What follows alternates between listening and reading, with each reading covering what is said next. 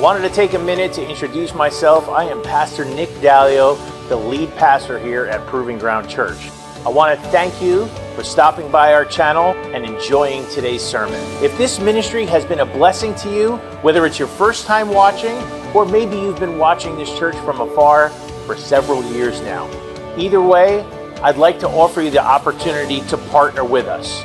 There are many different ways you can partner with us from afar. In the description of this video, you will see several links. Some of them will take you to our app.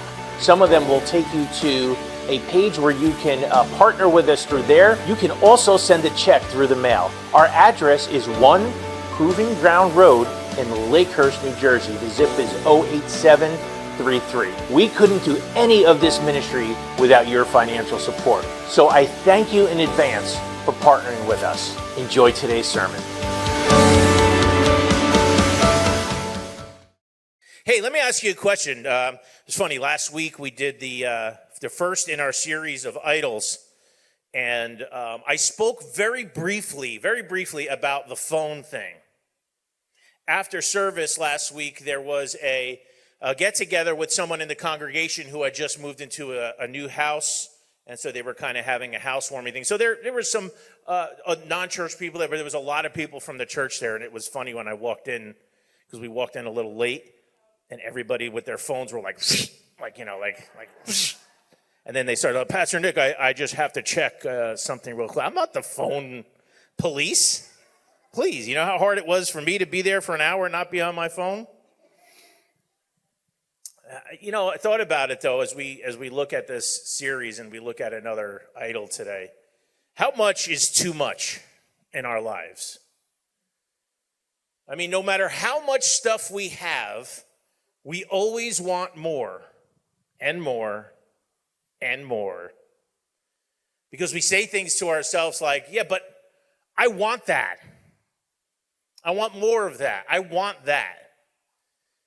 First time I ever experienced that, I want that kind of thing from the outside. I'm sure I've said it many times in my life, but one of the first times I experienced that was when Tracy and I were young, and we had our first child, which was Jackie, and we were trying to figure it out, somewhere around 16 months. And she wasn't speaking yet. But I remember very clearly, we had gone to Toys R Us. You remember Toys R Us? And we were walking around. I'm not even sure why we were there. Do you remember why we were there? I don't know. Probably just to shut her up. She was probably asking for something. So, but there was this Fisher-Price garden thing that it was like a half circle, and you kind of stepped in it, and it had a mailbox and some other stuff in it. And Jackie and I, Tracy worked on Saturdays, and so I spent a lot of time with her when she was, especially around that age.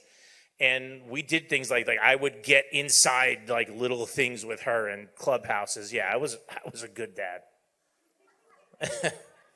But we went to Toys R Us, and they had this thing there, and she saw it. And she walked behind it, and she started playing with it.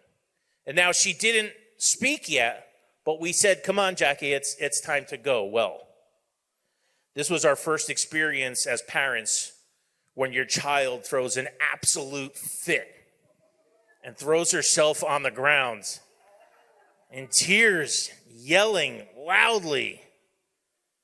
She didn't have to say it, but she was, I want that. I really want this. It was funny. Tracy and I, we kind of stood back because we didn't want people to know we were with her, because you never want, if your kid's throwing a tantrum, you always take a couple steps back. Look at this one here, you don't want it to be yours. But me and Tracy were laughing. We were like, man, what is this? We have never seen this before. And honestly, she really never did that again. But she had that attitude without even saying it. It was, but I want that. You see, I want that is a childlike behavior. And yet somehow we've taken it into our adult lives. Many relationships and marriages have failed because of the attitude of, but I want that. As a matter of fact, the two leading causes of marriages failing are what? Money? Nobody wants to say it because it's church, so I'll say it. Money and sex. Those are the two main reasons that marriages fail, the two biggest reasons. And both of them revolve around the saying, but I want that. That's the title of today's sermon. But I want that. Is it possible that we get so caught up in the hunt for things in this life that the things in this life that we're hunting don't even really do it for us anymore? As we get so wrapped up in the hunt for more, we become miserable because there's no real sense of satisfaction anymore. If you're always hunting down the next thing that's going to make you happy, there's no being happy anymore. We are at a point in history right now where we have more than we have ever had before. More than we've ever had before. And if that is true, why is it that we still want more? We've gotten to the point where our human accomplishments no longer characterize us. We used to be characterized by how good we were doing in this life. Now we're characterized by stuff. How much stuff do you have? If you don't believe me, go down the rabbit trail of YouTube and watch some fighting videos of people on Black Friday. It will entertain you for hours, but it will also disgust you of what this world has come to. There are people hours waiting in all kinds of weather for the doors to open to a Walmart or a Target or anything like that just to destroy each other for a $13 computer that's too slow to even start up in the first place. And they go crazy. They want more. They want more. They want to be the first ones there. I better not see any of you ever fighting in a Walmart. But it's true. It's this picture of this feeling we have as people are just pushing for more and more and more. Now you've heard of the saying, especially if you've been around church for a while, 3 in 1. Well, today I'm going to show you 3 in 1, but not the one that you're used to. I'm going to give you 3 idols in one sermon. 2 of them are going to be add up together for the big one that we'll reveal in just a minute. If you're here today and you're not really sure where you stand in this whole faith thing yet, great. We are so glad you're here. I am so glad you're here because what you're going to hear today, whether you believe in Jesus yet or not, and I hope you come to a faith relationship with Jesus Christ, but even if you're not there yet, the information from Scripture today can change your life. Because just bringing these things to the surface is healthy. First one I want to look at is called materialism.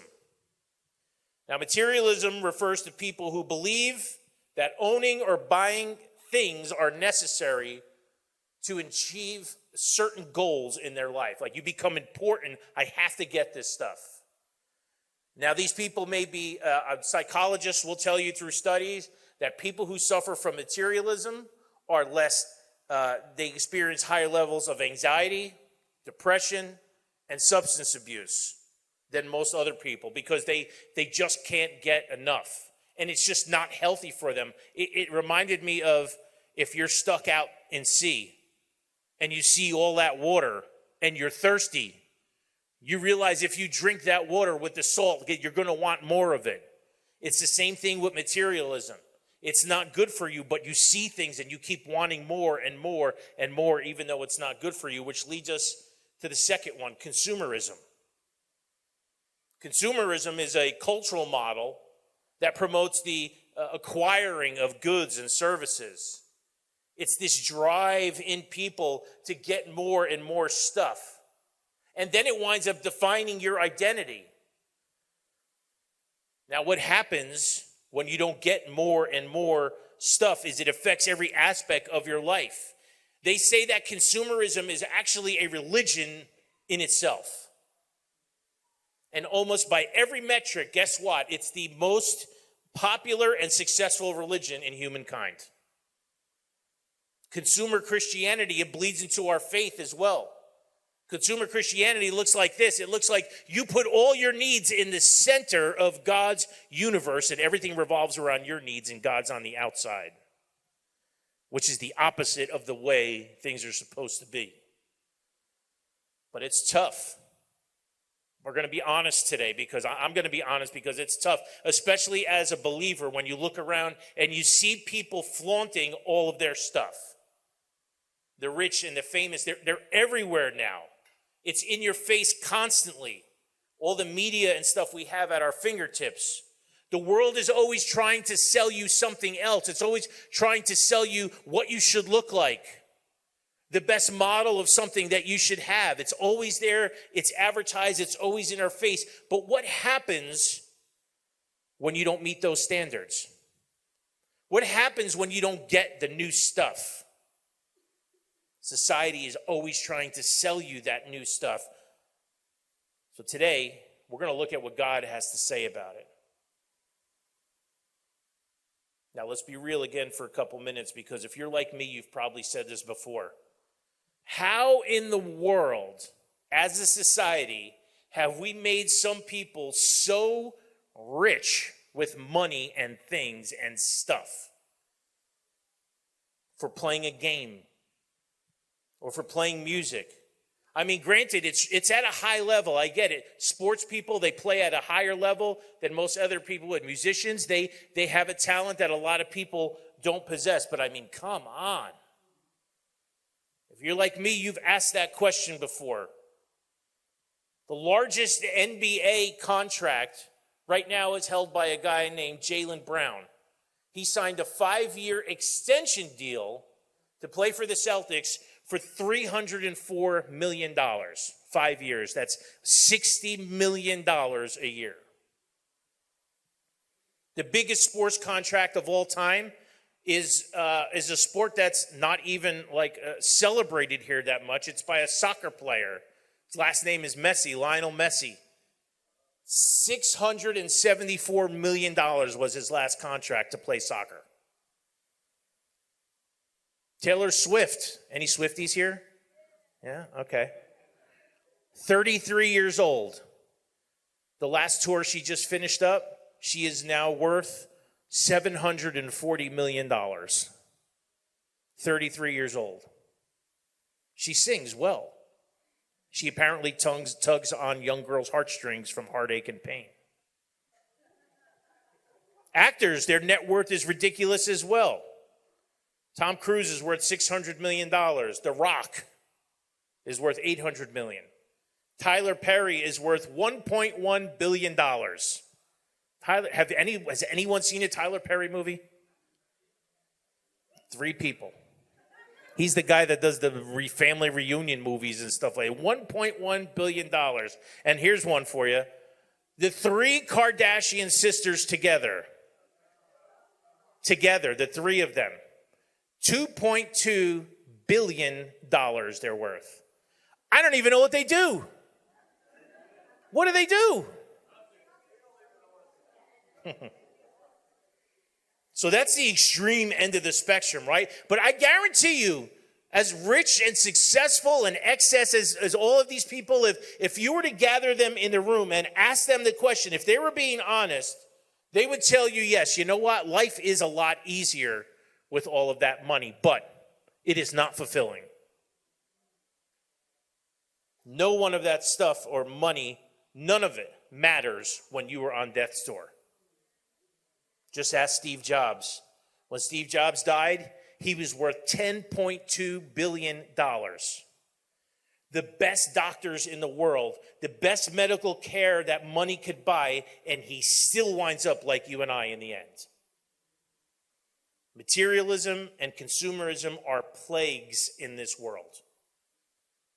Now, please, don't take this idea and run with it and say, well, I get, in your best Eeyore voice, well, I guess God doesn't want me to have anything nice. Well, I guess I'll live my life with no nice things to enjoy. No, I never said that. God never said that. It's when you love those things and they become your identity and they become your focus in life. Because if those things are the focus of your life, when the shininess of the next new thing runs out, you'll be hunting down the next new thing. And the cycle continues. And as always, it's the love of those things themselves. Now, we didn't spend much time on those 2 things. But there is a word that encompasses both of those things, and it's one word, and we don't like to associate with it at all. The idol we're going to be focusing on today is greed. Greed is an idol we've all heard about. Greed is spoken about and warned against in 15 books of the Bible. And if you know your commandments, it is the 10th of the 10 commandments. I put the slide up for you. Exodus 20:17 says this: "You shall not covet your neighbor's house. You shall not covet your neighbor's wife, or his male or female servant, his ox or donkey, or anything that belongs to your neighbor." To covet means to desire wrongfully, without regard for the rights of others. And you might say, okay, well, I don't covet my neighbor's stuff, so I'm good. Well, I mean, I could say the thing, I don't covet my neighbor's stuff either. For sure I don't. Now, I wish my neighbor would do what he promised me to do a year ago, and that is cut all the trees down in his backyard so I don't have to be full of mosquitoes and possibly contract the West Nile virus. And I surely don't covet my neighbor's wife because that's my daughter, and we got rid of her, and he signed the contract 3 years ago. She's his problem now. 4 years. 4 years ago you got married. Oh, nice. I'm still financially recovering from it, but there's a guy who paid. So what is greed really? What is greed really? Because when you hear the word of greed, you automatically think of money. But there is so much more. It seems to be a pattern with these idols that we're looking at so far. We hear the word and we just associate it with one thing in one direction. And we say, great, I don't have that problem. And that's why modern idols are dangerous. Because they're disguised by the word itself or whatever we think that word means. But deep down, there's a lot more to it. Some people will say, well, I don't love money, so I'm good. Oh, no, but you don't love money, but maybe you dream about it. Maybe you take money on a date and you just go, man, if only I was rich, what I could do. You may even say, if I was rich, I could do so much more for the kingdom of God. And that may be true for sure. I mean, I've said things like that. I always say it, we would make incredible rich people because we would do good with it. You see, but the problem is there's a wrong mindset there if you think that you need more to do more of the work of God, because it doesn't cost you a dime to do God's work. It doesn't cost you a dime to change someone's life with prayer. It doesn't cost you a dime to reach out to the hurting. So how do I know if I'm greedy, or how do I know if greed is an idol for me? Well, it's tough because no one really wants that title attributed to themselves, right? I mean, I surely don't. Well, I'm going to pose to you a couple of questions, and then you could decide if you're greedy. Now, I got to be honest. I like to give credit where credit is due. These questions I did not develop on my own. I reworded them a little bit, but I saw this years ago by a pastor that I enjoy watching every once in a while by the name of Dr. Tony Evans. And he asked his congregation these questions. He said, if you are greedy, if you use illegal or immoral means to acquire stuff. You are greedy if you complain more than you give thanks. You are greedy when you're concerned more about your cash and not your character. I like that one. You are greedy when your financial life is going up, but your spiritual life is going down.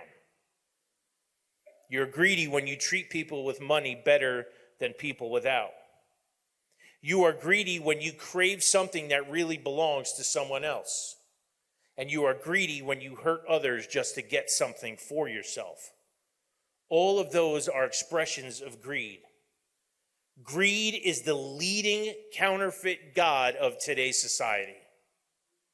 In other words, while we're in this series, greed is American Idol number one. It's the Kelly Clarkson of idols. Did anybody get that?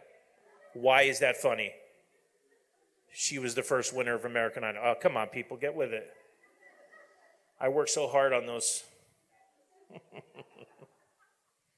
So let's dive in for a bit and look at some of the things surrounded by greed. Let's look to God's word and find some warning signs for us, because you and I don't want to live out the rest of our days with it, but I want that attitude.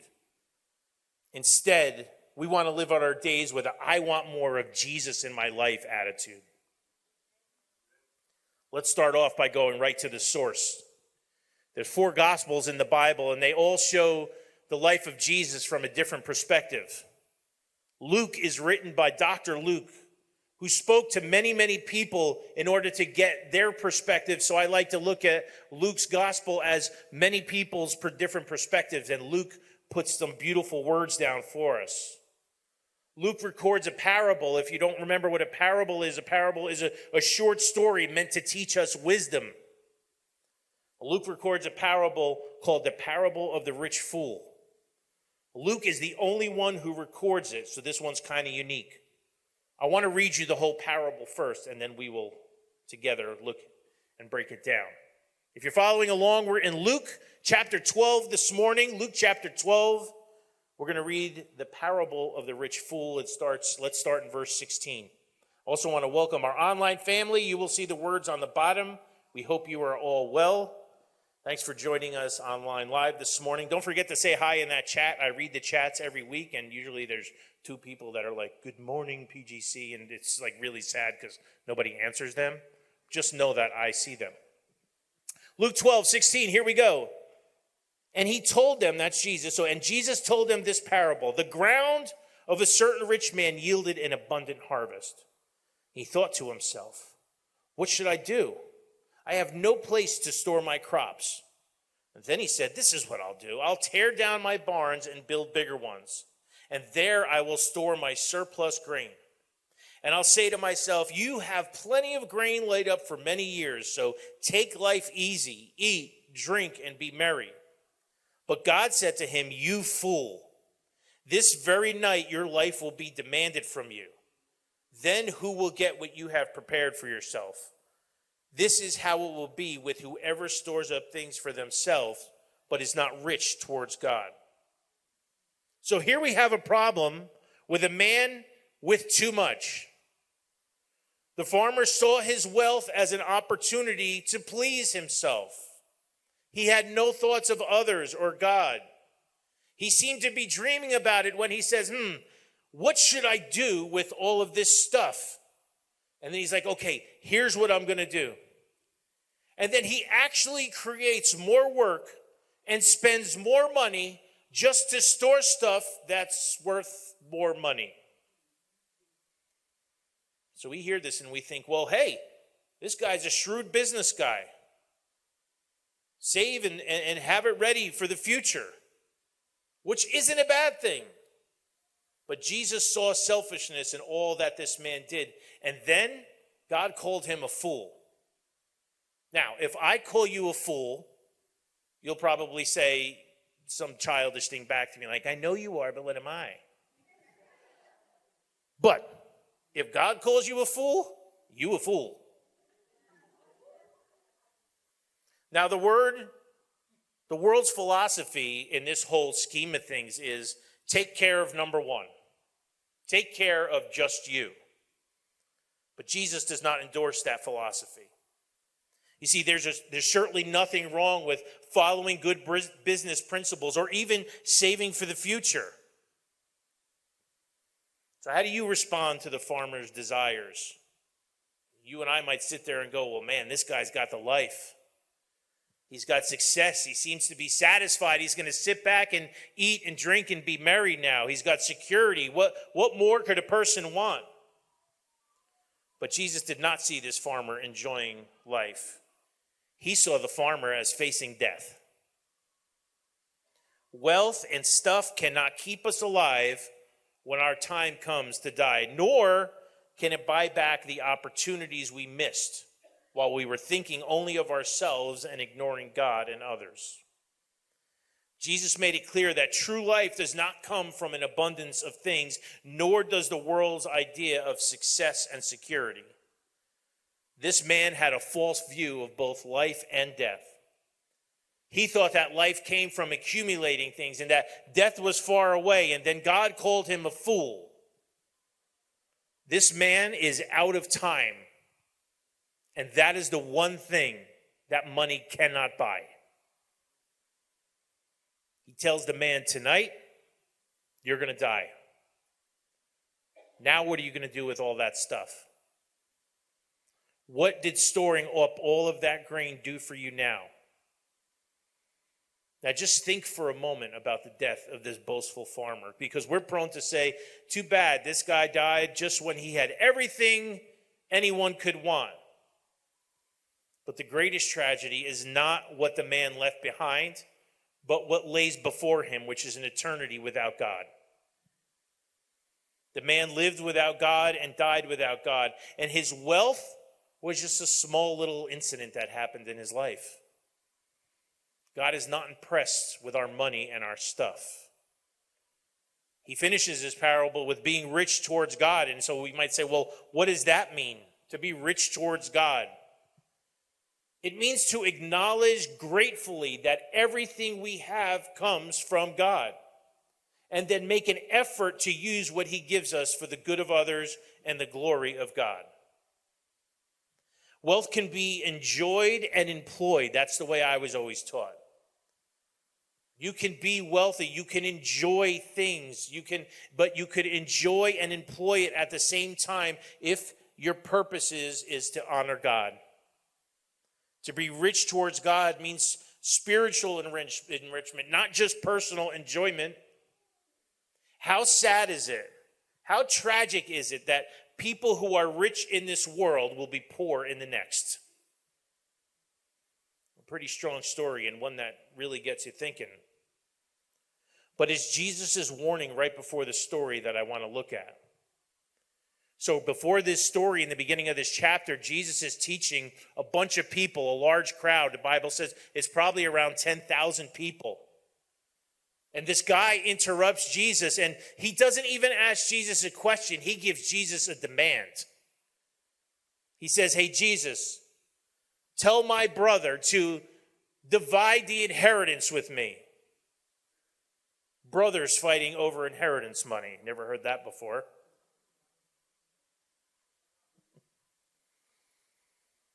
This guy becomes a prime example of what we do all the time. You see, this guy who's asking Jesus to get involved in an inheritance dispute doesn't have a money problem. He's got a heart issue. And here's what we do all the time. Here's what people do all the time. They want Jesus to fix their problems, but they don't want Jesus to fix their heart. So now Jesus addresses the demand from this guy, but he is not just talking to this guy now. He's talking to everybody.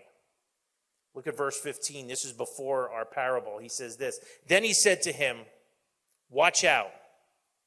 Be on guard against all kinds of greed. Life does not consist in an abundance of possessions. He tells him, watch out. Be on the lookout. Be on guard. For what, Jesus? Being greedy with money? Jesus says, no, all kinds of greed. All kinds of greed. He's trying to warn them and us before he launches into the story that while your possessions are nice, life doesn't consist of stuff. But I want that. Jesus, I want that. Daddy, I want that. Good for you, but your life doesn't consist of things. You can't rest on things. You can't rest on stuff, but you can surely rest on Jesus. How many of you have come to the realization in your life that stuff only brings you temporary satisfaction? No matter how bad you wanted it, no matter how long you waited for it, when you finally get the stuff, it's only a temporary high. You may love it. It might bring you some joy for a while, and that's great. But here's the beautiful thing about Jesus and him putting joy in your life. It never runs out. It never fades. It's always on tap at any given moment and at any stage in your life. Think about that for a second. Imagine You should remember, if you're a believer in Jesus, remember when you came to Christ and you finally remembered that you're not alone anymore. And that there is someone who loves you. There is someone who approved you. There is someone who will take care of you. There is someone who is always there. It's an enlightening feeling. It's a feeling that it's unexplainable to anyone who hasn't experienced it. Now wrap your mind around this, that at any given moment of the day, you can tap into that again. That's a shininess that doesn't go away. Any given day, any given hour, any given moment of the day, you and I can tap into that. It does not fade. And there are some days when you need to tap into that every single minute. You ever have one of those days? I had 5 this week out of 7. A relationship with Jesus is key to our success in killing this idol. And also relationship with God's people helps us kill this idol. I tell you what, you want to be fulfilled? Be around God's people. You want to feel happiness even when you're sad? Be around God's people. You want to feel joy that you can't explain when you're going through the worst time of your life? Get yourself around some of God's people. Tracy and I just finished watching this documentary that was recommended to us by some friends called the Blue Zone documentary. And it's about this guy who traveled around the world to 7 or 8 different places where they're called blue zones. And that's where it's got the most concentrated area of people that live to be 100 plus. And he wanted to figure out why. Why did these small areas of concentration? And so, of course, there's all the things about diet and food, and everything is natural. There's nothing in any of the things. And these people, they don't do heavy lifting. They don't run around in town with weight vests on when it's 122 degrees out. But they do light work. They garden. They pull, they're on their knees, they're getting up and down. And so there's all that stuff. But the most interesting thing in all the places that this guy went, where people are in incredible numbers living in and active in their older age, the one thing that was a common denominator in all the things is fellowship. Being around family, being around people, laughing. Every single place this guy went to, that was a factor in. And so when we think about greed, we think about stuff is never going to do that to you. So I encourage you, that's the time you want to be around God's people. That's why the church is what it is. Yes, we get outside the 4 walls, but we encourage each other here. We build each other up here. When somebody's hurting, we come around them. When someone celebrates something, we come around them. That's why Jesus and your relationship with his people right here in God's house is not just some stuff to add up to your already filled up schedule. Acquiring possessions does not fill you up. And Jesus is not a possession that you have to try and acquire. Jesus is not a possession that you have to save up for. Jesus is not just some more stuff to throw in your closet and just put on once in a while. Your relationship with Jesus should not just be a Sunday morning relationship. A relationship with Jesus is a long-lasting, life-fueling relationship with the living God. Stuff is nice, but in the end, it doesn't do anything for you. Stuff won't comfort you when you lose someone you love. Stuff won't comfort you when depression has you pinned into the corner. Stuff won't comfort you when anxiety strikes and has you frozen with fear. Stuff won't help your slowly declining marriage. As a matter of fact, stuff will only get in the way when you're dealing with any of those issues in life's hard situation, because stuff blinds you to what's really going on. How many people have you seen in your life that are sad and going through stuff, but they just keep buying and buying and buying and buying, thinking, that'll make me happy, that'll make me happy, and it never, ever, ever works. Ever. Because the more stuff you have, the more blind you become. Until stuff just doesn't cut it anymore. And then you're left with nothing. Unless you have the love of Jesus in your life. Then all of a sudden, that stuff doesn't matter anymore. I got a big idea for you today. And it's one I want you to really take to heart. Stuff is nice. But what this world needs is not more stuff. It needs more Jesus. More wealth and more stuff will never be as important as your relationship with Jesus. Because wealth and stuff and things we acquire will let you down. Being greedy for wealth and stuff will fade, decay, or you may even lose it in a bad deal. But the love of Jesus in your life is everlasting and never fades. It will never leave you hanging on, and you can't lose the love of Jesus in a bad deal. He's faithful to his word, and he's faithful to his people. He's the same God of the miracles of the Old Testament. He's the same God who protected his son when he was born, a human baby, just like you and I. He's the same God that protected that son while he preached and tried and taught while others were trying to chase him down and hunt him and kill him. And when they finally got to Jesus and tried to kill him, you see, they thought they had killed him, but he's the same God who raised his son to life from that dark grave. He's the same God who rolled away the stone when no one else could. And he's the same God that can do that for you today. Are you looking for God to move a heavy stone in your life that seems impossible? Because he's the same God then as he is right now.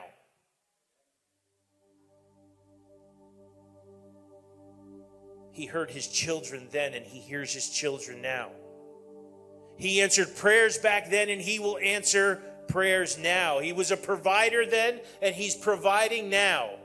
He moved in power then, and he moves in power now. Why don't you stand? He was a healer then, and he is a healer now. He was a savior then, and he is a savior now. He's the same God. He's the same God. That's why we don't need more stuff. What we need is more God. More God.